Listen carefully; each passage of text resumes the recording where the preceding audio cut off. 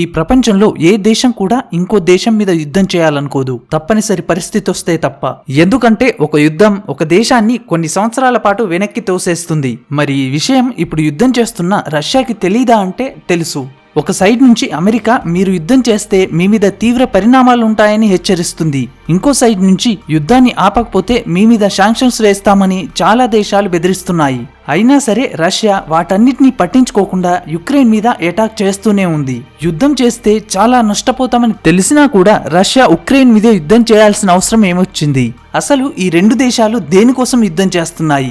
మన దేశం ఎవరికి సపోర్ట్ చేస్తుంది? ఫ్యూచర్ లో రష్యా మీద ఆంక్షలు వేస్తే రష్యా పరిస్థితి ఏంటి అనే విషయాల్ని ఈ వీడియోలో చూద్దాం. ఇవి తెలియాలంటే ఫస్ట్ మనకు నాటో, నార్త్ అట్లాంటిక్ ట్రీటీ అంటే ఏంటో తెలియాలి.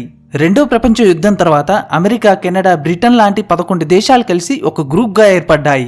ఆ గ్రూప్ పేరే నాటో. ఈ గ్రూప్ లోని ఏ ఒక్క దేశం మీద యుద్ధం జరిగినా మిగతా దేశాలన్నీ కలిసి ఆ దేశానికి సపోర్ట్ చేస్తాయి. ఒకప్పుడు నాటోలో 11 దేశాలుంటే ఇప్పుడు 30 దేశాలు మెంబర్స్ గా ఉన్నాయి. ఈ దేశాలను చూస్తే మీరొక విషయాన్ని అర్థం చేసుకోవచ్చు. గత కొన్ని సంవత్సరాలుగా యుఎస్ రష్యా చుట్టూ ఉన్న దేశాలను లేదా ఒకప్పుడు రష్యా నుంచి విడిపోయిన దేశాలను మాత్రమే నాటోలో జాయిన్ చేసుకుంటూ వస్తుంది. ఒకప్పుడు ఇలా ఉన్న నాటో సామ్రాజ్యం పెరిగి ఇప్పుడు రష్యా బార్డర్ వరకు వచ్చేసింది. అసలు ఈ రెండు దేశాలు ఎందుకు కొట్టుకుంటున్నాయో తెలుసుకునే ముందు ఒక్క విషయం. హాయ్ ఫ్రెండ్స్, ఈ వీడియో చాలా స్పెషల్. ఎందుకంటే ఈ వీడియో చూసిన తర్వాత మీరు టెస్లా షేర్స్ ని ఫ్రీగా పొందొచ్చు. మనందరికీ తెలుసు టెస్లా ప్రపంచంలోనే అత్యంత విలువైన కార్ బ్రాండ్. అంతేకాదు అతను ప్రపంచంలోనే అత్యంత ధనవంతుడు. ఒక్క టెస్లానే కాదు, మనం షాపింగ్ చేసే అమెజాన్, మూవీస్ చూసే నెట్ఫ్లిక్స్, ఫ్రీ టైమ్ లో యూజ్ చేసే ఫేస్బుక్, ఈ కంపెనీలన్నీ రోజు కొన్ని కోట్ల రూపాయలని ఎర్న్ చేస్తున్నాయి. మనం ప్రతిరోజు ఈ కంపెనీల యొక్క యాప్స్ ని యూజ్ చేస్తాం. కానీ ఎందుకు వీటిలో ఇన్వెస్ట్ చేసి మనీని ఎర్న్ చేయట్లేదు? రీసెంట్ గా నేను యుఎస్ స్టాక్స్ లో ఇన్వెస్ట్ చేయడం స్టార్ట్ చేశా. యుఎస్ స్టాక్స్ లో ఇన్వెస్ట్ చేయాలంటే డాలర్స్ లో ఇన్వెస్ట్ చేయాలి, చాలా మనీ కావాలి కదా అని మీరు అడగొచ్చు. ఎస్, యుఎస్ స్టాక్స్ రేట్ ఎక్కువ.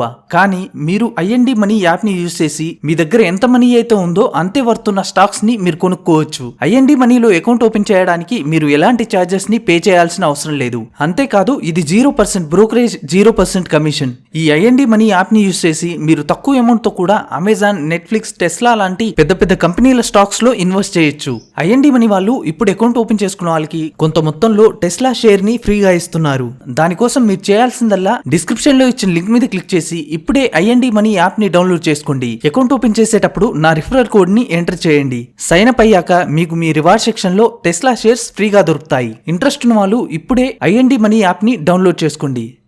ఇక అసలు విషయానికి వస్తే ఒకప్పుడు ఉక్రెయిన్, రష్యా ఈ రెండు దేశాలు యుఎస్ఎస్ఆర్ లో కలిసి ఉండేవి. 1991లో యుఎస్ఎస్ఆర్ 15 చిన్న దేశాలుగా డివైడ్ అయింది. అందులో ఒకటే ఉక్రెయిన్. పేరుకే విడిపోయాయన్న మాట తప్ప ఈ రెండు దేశాల మధ్య మంచి రిలేషన్షిప్ ఉండేది. వీళ్ళిద్దరి మధ్య ఒకప్పుడు రిలేషన్ ఎంత బాగుండేదంటే 1996లో యుక్రెయిన్ తన దగ్గరున్న అన్ని న్యూక్లియర్ బాంబ్స్ ని రష్యాకి ఇచ్చేసింది. ఆ బాంబులే గనక ఇప్పుడు ఉక్రెయిన్ దగ్గర ఉండుంటే పరిస్థితి వేరేలా ఉండేది. అది వేరే విషయం అనుకోండి. పుతిన్ కూడా మాట్లాడిన ప్రతిసారి ఉక్రెయిన్, రష్యా వేరే కాదు, ఈ రెండిటి చరిత్ర, సంస్కృతి ఒకటేనని చెప్పేవాడు. అలా 2010 వరకు ఈ రెండు దేశాల దోస్తీ అలాగే ఉంది. ఎందుకంటే ఉక్రెయిన్ లో ఉండే ప్రెసిడెంట్ రష్యాకి అనుకూలమైన వాళ్ళు, రష్యా ఏం చెప్తే అది వినేవాళ్ళు ఉండేవారు కాబట్టి. ఉక్రెయిన్ లో ఉండే జనాలు రెండు గ్రూపులుగా ఉన్నారు. ఒకటి తూర్పు భాగంలో ఉన్న వాళ్ళు 30% ఉండే వీళ్ళు రష్యా భాషని మాట్లాడతారు, రష్యా సంస్కృతిని పాటిస్తారు, రష్యాకి ఎక్కువగా సపోర్ట్ చేస్తారు, రష్యాలోనే కలవాలనుకుంటారు. 70% ఉండే ఇంకో గ్రూప్ మాత్రం డెవలప్ అయిన యూరోపియన్ దేశాలతో కలవాలని, కలిస్తేనే డెవలప్ అవుతామని అనుకుంటారు. 2010లో ఉక్రెయిన్ ప్రెసిడెంట్ గా విక్టర్ అనే వ్యక్తి ఎన్నుకోబడ్డాడు. ఇతను రష్యాకి సపోర్ట్ చేసేవాడు. 2013లో ఈయన యూరోపియన్ ట్రేడ్ అగ్రిమెంట్ మీద సంతకం చేయడానికి ఒప్పుకోలేదు. దాంతో ఈయనకి వ్యతిరేకంగా 70% యుక్రెయిన్ ప్రజలు ప్రొటెస్ట్ చేశారు. ఈ ప్రొటెస్ట్ 3 నెలల పాటు జరిగింది. ఈ ప్రొటెస్ట్ ఏ రేంజ్ లో అయిందంటే విక్టర్ తన ప్రాణాలను కాపాడుకోవడానికి దేశం వదిలి రష్యాకి పారిపోయాడు. ఈ ఇన్సిడెంట్ తర్వాత 2014లో ఉక్రెయిన్ ప్రెసిడెంట్ గా ఇప్పుడున్న వ్లాదిమిర్ జెలెన్స్కీ ఎన్నికయ్యాడు. ఈయన యూరోపియన్ దేశాలకు ఫేవర్ గా ఉండేవాడు. ఈయన ప్రెసిడెంట్ అయిన తర్వాత రెండు దేశాల మధ్య దూరం ఇంకా పెరిగింది. రష్యా యూరోప్ లోనే అతిపెద్ద న్యాచురల్ గ్యాస్ సప్లయర్. యూరోప్ కి కావాల్సిన 30% గ్యాస్ ని రష్యానే సప్లై చేస్తుంది. ఈ గ్యాస్ ని పైప్ లైన్ ద్వారా సప్లై చేస్తుంది. ఈ పైపులు ఏ దేశం నుంచి వెళ్తే రష్యా ఆ దేశాలకు రెంట్ని పే చేయాలి. ఈ పైపుల్లోని కొన్ని రూట్లు ఉక్రెయిన్ నుంచి కూడా వెళ్తాయి. 2013 వరకు ఉక్రెయిన్ రష్యా నుంచి ఎలాంటి డబ్బుల్ని తీసుకోలేదు. కానీ 2014 తర్వాత ప్రతి సంవత్సరం $33 బిలియన్ ని అడగడం స్టార్ట్ చేసింది. అంతేకాదు రష్యా ఉక్రెయిన్ తో ఒక ఫ్రీ ట్రేడ్ అగ్రిమెంట్ ని చేసుకోవాలనుకుంది. కానీ ఉక్రెయిన్ అందుకు ఒప్పుకోలేదు. ఇలా చిన్న చిన్న కారణాల వల్ల రాను రాను ఉక్రెయిన్ యూరోపియన్ కంట్రీస్ తో కనెక్ట్ అయ్యి రష్యాని దూరం పెడుతూ వచ్చింది. ఇలాంటి చిన్న చిన్న గొడవలు వస్తూనే ఉంటాయి. కానీ ఈ గొడవ ఇంత పెద్దగా అవడానికి మెయిన్ రీజన్ ఉక్రెయిన్ నాటోలో మెంబర్ గా మారాలనుకోవడం. అసలు ఉక్రెయిన్ నాటోలో ఎందుకు మెంబర్ గా మారాలనుకుంటుంది అంటే 2014లో రష్యా ఉక్రెయిన్ లోని భాగమైనటువంటి క్రైమియాని ఆక్యుపై చేసింది. ఆ తర్వాత అక్కడ ఓటింగ్ పెట్టి క్రైమియాని తనలో కలిపేసుకుంది. ఇప్పుడు ఉక్రెయిన్ లో ఉన్నటువంటి ఈ ప్లేసెస్ ని కూడా రష్యా ఆక్రమించుకోవాలని చూస్తుంది. అక్కడ నివసించే ప్రజలు కూడా ఉక్రెయిన్ గవర్నమెంట్ కి వ్యతిరేకంగా ఫైట్ చేయడం స్టార్ట్ చేశారు. దీన్ని ఆపాలంటే ఉక్రెయిన్ గవర్నమెంట్ కి ఒక సైన్యం కావాలి. ఇప్పుడు ఉక్రెయిన్ దగ్గర ఉన్న సైన్యం రష్యా కన్నా 10 రెట్లు చిన్నది. ఒకవేళ రష్యా ఉక్రెయిన్ మీద డైరెక్ట్ గా అటాక్ చేస్తే రష్యాని ఆపడం చాలా కష్టం. అందుకే ఉక్రెయిన్ కి తమ దేశంలోని ఈ భాగాలను కాపాడుకోవాలంటే మిలిటరీ సపోర్ట్ కావాలి. ఆ మిలిటరీ సపోర్ట్ కోసమే ఉక్రెయిన్ నాటోలో చేరాలనుకుంటుంది. ఉక్రెయిన్ నాటోలో చేరితే రష్యాకి ఏంటి ప్రాబ్లం అని మీరు అడగొచ్చు. యుఎస్ఏ ఒక స్ట్రాటజీ ప్రకారం రష్యాకి చుట్టూ ఉన్న దేశాలని నాటో మెంబర్స్ గా మార్చుతూ వస్తుంది. అలా ప్రస్తుతం నాటో పేరుతో యుఎస్ మిలిటరీ రష్యా బార్డర్ కి 150 కిలోమీటర్ల దూరం వరకు వచ్చేసింది. ఉక్రెయిన్ గనక నాటో మెంబర్ అవుతే ఉక్రెయిన్ కి రష్యాకి మధ్య ఉన్న 2295 కిలోమీటర్ల బార్డర్ మొత్తం నాటో అధీనంలోకి వెళ్లిపోతుంది. దాంతో నాటో ఎప్పుడు కావాలంటే అప్పుడు జస్ట్ 5 మినిట్స్ లో అటాక్ చేయొచ్చు. అందుకే తమ దేశాన్ని కాపాడుకోవాలి కాబట్టి మేమిందుకు ఒప్పుకోమని రష్యా చెప్తుంది. ఒకానొక టైంలో పుతిన్ మేం కూడా యుఎస్ తో బార్డర్ ని షేర్ చేసుకుంటున్న మెక్సికో, క్యూబా లాంటి దేశాలతో ఒప్పందం పెట్టుకుని యుఎస్ బార్డర్ లో మిలిటరీ బేసెస్ ని ఏర్పాటు చేస్తే యుఎస్ ఒప్పుకుంటుందా? ఖచ్చితంగా ఒప్పుకోదు. అలాంటప్పుడు మాతో ఫ్రెండ్లీగా ఉండే దేశాలను మాకు వ్యతిరేకంగా ఎందుకు మారుస్తున్నారు? ఎందుకు మా బార్డర్స్ లో నాటో పేరుతో మిలిటరీ బేసెస్ ని బిల్డ్ చేస్తున్నారు? ఉక్రెయిన్ కి ఆయుధాలను ఇవ్వడం వెనుక మీ ఉద్దేశం ఏంటి అనే క్వశ్చన్స్ ని అడగడం జరిగింది. మీరిక్కడ ఒక విషయాన్ని కనుక అబ్జర్వ్ చేస్తే నాటోలో ఉన్న దేశాలన్నీ అయితే రష్యా చుట్టూ ఉన్న దేశాలు లేదా ఒకప్పుడు రష్యా నుంచి విడిపోయిన దేశాలు మాత్రమే. ఆ దేశం ఎంత చిన్నదైనా సరే యుఎస్ ఆ దేశానికి నాటో మెంబర్షిప్ ఇచ్చేస్తుంది. ఆఖరికి మెంబర్ అవ్వడానికి కావాల్సిన అర్హతలు లేకున్నా సరే మెంబర్షిప్ ఇచ్చేస్తుంది. నిజానికి ఉక్రెయిన్ కి నాటోలో మెంబర్ అవ్వడానికి అర్హత లేదు. నాటో రూల్స్ ప్రకారం నాటోలో ఏ దేశమైనా చేరాలి అంటే ముందు ఆ దేశానికి వేరే ఏ దేశంతో కూడా సరిహద్దు గొడవలు ఉండకూడదు. లెక్క ప్రకారం ఉక్రెయిన్ కి నాటో మెంబర్షిప్ ఇవ్వకూడదు. అయినా సరే యుఎస్ మెంబర్షిప్ ఇవ్వడానికి రెడీ అయింది. ఒక్క మెంబర్షిప్పే కాదు, ఒకవేళ మీ మీద ఎవరైనా యుద్ధానికి వస్తే మేం చూసుకుంటామని ఉక్రెయిన్ కి హామీ కూడా ఇచ్చింది. ఒక సైడ్ యుక్రెయిన్ నాటో మెంబర్షిప్ కావాలనుకుంటుంది, ఎందుకంటే రష్యాతో ఫైట్ చేయడానికి మిలిటరీ సపోర్ట్ కావాలి కాబట్టి. ఇంకో సైడ్ ఏమో రష్యా ఈ మెంబర్షిప్ ఇస్తే యుద్ధం తప్పదు, మేము ఈ యుద్ధం స్టార్ట్ చేయకూడదు అంటే మేము చెప్పే ఈ ఒక్క డిమాండ్ కైనా ఒప్పుకోవాలని యుఎస్ తో చెప్పడం జరిగింది. ఆ ఒక్క డిమాండ్ ఏంటంటే ఉక్రెయిన్ కి యుఎస్ నాటోలో మెంబర్షిప్ ఇవ్వకూడదు, అలా అని ఒక అగ్రిమెంట్ రాసివ్వాలి. ఇక్కడ మీరు ఒక విషయాన్ని క్లియర్ గా అర్థం చేసుకోవాలి. ఇక్కడ రష్యా ఈ డిమాండ్ ని యుఎస్ తో అడుగుతుంది, ఉక్రెయిన్ తో కాదు. దీన్ని బట్టి అర్థం చేసుకోవచ్చు ఇక్కడ గొడవ యుఎస్ రష్యాల మధ్య. ఈ గొడవలో ఉక్రెయిన్ ని యుఎస్ యూజ్ చేసుకుంది అంతే. యుఎస్ నిజంగా శాంతినే కోరుకుంటే ఈ డిమాండ్ కి ఒప్పుకునేది. కానీ యుఎస్ గురించి తెలిసిందే కదా, ఆ డిమాండ్ కి ఒప్పుకోలేదు. దాంతో రష్యా చేసేదేం లేక యుద్ధాన్ని స్టార్ట్ చేసింది. ఫస్ట్ రోజు ఈ 2 ప్లేసెస్ ని ఆక్యుపై చేసి వీటిని ఇండిపెండెంట్ దేశాలుగా ప్రకటించింది. ఆ తర్వాత ఉక్రెయిన్ మీద 3 వైపుల నుంచి అటాక్ చేస్తూ ముందుకు వెళ్తూనే ఉంది. ఇక్కడ మీరు గమనించాల్సింది ఏంటంటే మొన్నటి వరకు మేం సపోర్ట్ చేస్తామని చెప్పిన యుఎస్ ఇప్పటి వరకు ఉక్రెయిన్ కి ఒక్క హెల్ప్ కూడా చేయలేదు. పైగా యుద్ధం స్టార్ట్ అయిన తర్వాత ఉక్రెయిన్ ప్రెసిడెంట్ ని పారిపోయి యుఎస్ కొచ్చేయమని చెప్పడం నిజంగా సిగ్గుచేటు. చివరికి ఉక్రెయిన్ ప్రెసిడెంట్ మమ్మల్ని ముందుకు తోసేసి ఇప్పుడు అందరూ వదిలేశారు, ఎవరూ రాకపోయినా మా ప్రాణాల్ని మేమే కాపాడుకుంటాం అని రోడ్డు మీదకొచ్చి ఫైట్ చేయాల్సిన పరిస్థితి వచ్చింది. మీరు యుఎస్ ని గనక అబ్జర్వ్ చేస్తే యుఎస్ ప్రతిసారి చేసేదొక్కటే, ఒక దేశాన్ని ముందుకు తోయడం, ఆ తర్వాత మెల్లిగా జారుకోవడం. మొన్న ఆఫ్ఘనిస్తాన్ విషయంలో అదే జరిగింది, ఇప్పుడు యుక్రెయిన్ విషయంలో కూడా అదే జరుగుతుంది. ఈ రోజు యుక్రెయిన్ లో జరుగుతున్న దానికి రష్యా ఎంత రెస్పాన్సిబుల్, యుఎస్ కూడా అంతే రెస్పాన్సిబుల్. ఈ 2 దేశాల మధ్య గొడవల్లో అమాయకులు చనిపోతున్నారు. ఇక్కడ యుద్ధం స్టార్ట్ అవ్వడానికి ముందు నుంచి రష్యా చెప్తుంది ఒక్కటే, మేము ఉక్రెయిన్ ని కబ్జా చేయడానికి రాలేదు, జస్ట్ మా ఆధీనంలోనికి తెచ్చుకుంటాం అంతే అని. కానీ అది కాస్త దారుణమైన వైలెన్స్ గా మారింది.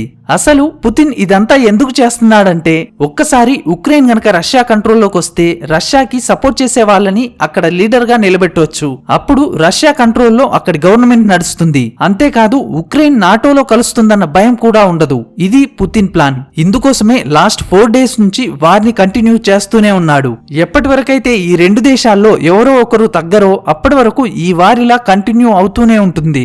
మరో సైడ్ అన్ని దేశాలు కలిసి రష్యా మీద ఆంక్షలు వేస్తూనే ఉన్నాయి. ఆల్రెడీ జర్మనీ రష్యాతో కుదిరిన గ్యాస్ పైప్ లైన్ ప్రాజెక్ట్ ని క్యాన్సిల్ చేసుకుంది.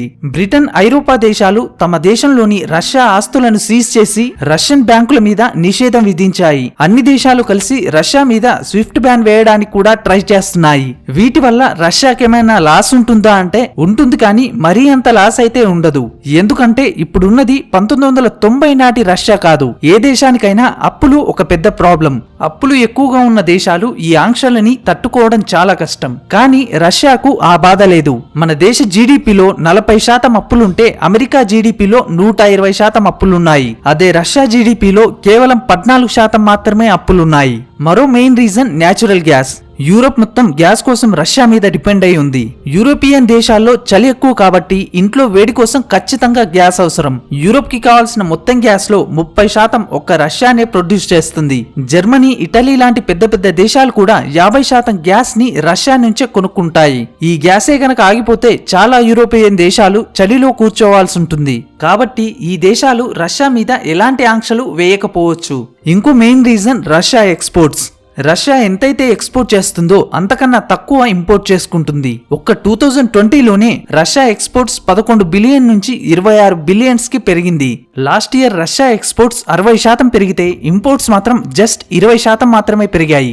దీన్ని బట్టి అర్థం చేసుకోవచ్చు రష్యా సాధ్యమైనంత వరకు ఎవరి మీద డిపెండ్ అవ్వకుండా ఒక మంచి పొజిషన్ లో ఉందని. అంతేకాదు 1999లో రష్యాలో అన్ఎంప్లాయ్మెంట్ రేట్ 12.4% ఉండేది. అది 2014 నాటికి 5.4% పడిపోయింది. 1990లో రష్యా దగ్గర తినడానికి తిండి కూడా లేదు. ధాన్యాన్ని వేరే దేశాల నుంచి ఇంపోర్ట్ చేసుకునేది. కానీ గత కొన్ని సంవత్సరాల్లో రష్యా 12 లక్షల కిలోమీటర్ల భూమిని వ్యవసాయానికి అనుకూలంగా తయారు చేసుకుంది. ఇప్పుడు ఆ దేశం వ్యవసాయ రంగంలో ప్రపంచంలోనే 4వ ప్లేస్లో ఉంది. 2001లోనే అక్కడి గవర్నమెంట్ జనాల మీద పన్నుల భారాన్ని తగ్గించింది. 2006లోనే రష్యా తమ దేశానికి ఉన్న చాలా అప్పుల్ని తీర్చేసింది. ప్రపంచంలోనే ఎక్కువగా న్యాచురల్ గ్యాస్ ఉన్న దేశం రష్యా. ప్రపంచంలో ఉత్పత్తి అయ్యే పల్లాడియంలో 45% ఒక్క రష్యాలోనే ఉత్పత్తి అవుతుంది. అంతేకాదు 15% ప్లాటినం, 9% బంగారం, 8% చమురు రష్యా నుంచే వస్తుంది. గత కొన్ని రోజుల నుంచే రష్యా డాలర్ మీద డిపెండ్ అవ్వడాన్ని తగ్గించింది. తమ దేశంలోకి వచ్చే ఫారెన్ ఇన్వెస్ట్మెంట్ ని కూడా తగ్గించింది. వాళ్ళ ఫారెన్ రిజర్వ్ ని కూడా పెంచుకుంది. ఒక అంచనా ప్రకారం ఇప్పుడు రష్యా దగ్గర 640 బిలియన్ల ఫారెన్ ఎక్స్చేంజ్ రిజర్వ్ ఉంది. ఇప్పుడు రష్యా ప్రపంచంలోనే 5వ అతిపెద్ద ఫారెన్ రిజర్వ్ కలిగిన దేశం.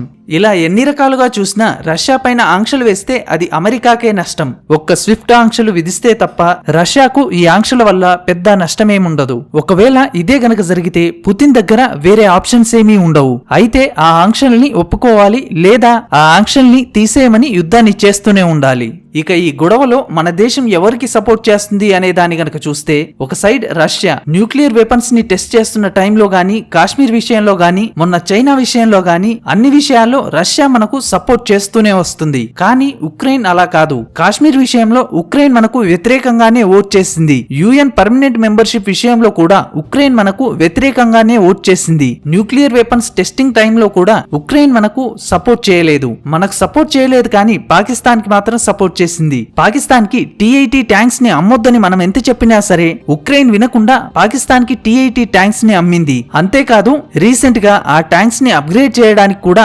పాకిస్తాన్ తో అగ్రిమెంట్ ని కుదుర్చుకుంది. దీన్ని బట్టి అర్థం చేసుకోవచ్చు ఎవరు ఏంటో అని. మన గవర్నమెంట్ కూడా వీళ్ళల్లో ఎవరికి సపోర్ట్ చేయట్లేదు. ఎందుకంటే ఇప్పుడున్న పరిస్థితుల్లో అదే కరెక్ట్ డిసిజన్. ఎవరు ఎలాంటోళ్ళైనా సరే ఒక దేశం మీద ఇలా దాడి చేయడం మాత్రం కరెక్ట్ కాదు. యుఎస్ కూడా మేము ఉక్రెయిన్ కి మెంబర్షిప్ ఇవ్వము అని అనుంటే అసలు ఈ యుద్ధం జరిగేదే కాదు. చరిత్రలో జరిగిన ఏ యుద్ధమైనా సరే నష్టాన్నే మిగులుస్తుంది. దాంట్లో బలయ్యేది మాత్రం అమాయకులే. ఈ యుద్ధం నుంచి మనం ఏం నేర్చుకోవచ్చు అంటే, ఏ దేశం మీద కూడా మనం పూర్తిగా డిపెండ్ అవ్వడం కరెక్ట్ కాదు. డిపెండ్ అయినన్ని రోజులు వాళ్ళు ఏం చేసినా మనం వాళ్ళకి తలూపాల్సి వస్తుంది. అందుకే ఆత్మనిర్భర్ గా మారటం ఇప్పుడు అన్ని దేశాల కన్నా ఇండియాకే చాలా అవసరం. ఇది వీడియో. డిస్క్రిప్షన్ లో ఇచ్చిన లింక్ మీద క్లిక్ చేసి ఐఎన్డి మనీ యాప్ ని ఇన్స్టాల్ చేసుకోవడం మర్చిపోకండి. ఈ యాప్ ఫుల్లీ సెక్యూర్, అందుకే 3 మిలియన్ల కన్నా ఎక్కువ మంది భారతీయులు దీన్ని యూజ్ చేస్తున్నారు. మీరు అమెజాన్ లాంటి యూఎస్ బ్రాండ్స్ లో మీ క్రెడిట్ కార్డ్ ని యూజ్ చేసి షాపింగ్ చేస్తే మీకు కొన్ని స్టాక్స్ కూడా ఫ్రీగా ఇస్తారు. కాబట్టి ఇప్పుడే ఐఎన్డి మనీ యాప్ ని డౌన్లోడ్ చేసుకోండి. రిఫరల్ కోడ్ ని ఎంటర్ చేయడం మర్చిపోకండి. ఈ వీడియో గనక మీకు నచ్చినట్టయితే లైక్ చేయండి, షేర్ చేయండి, కామెంట్ చేయడం మాత్రం మర్చిపోకండి.